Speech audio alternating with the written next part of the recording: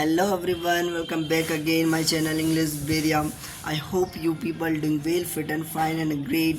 So friends, in this video I gonna be talk about how you can think in English by your own surrounding. You can think in English your surrounding. So how to you can use the technique, use the practicing, how you can use your brain to make your brain to think in English.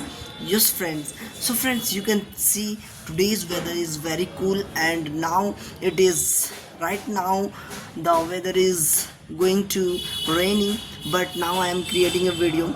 So friends, you can see, the weather is very cool and nice.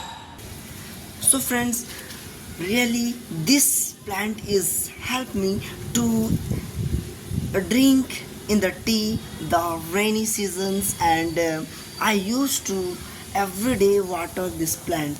So friends, this plant is everyday grow, and you can see when the wind is blowing, the how nicely it is blowing in the wind, and dancing and fluttering in the breeze.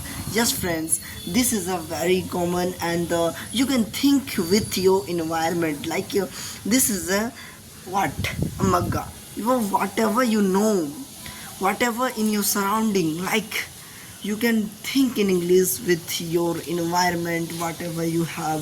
So friends, this is a common. So friends, you can use this technique to improve your English.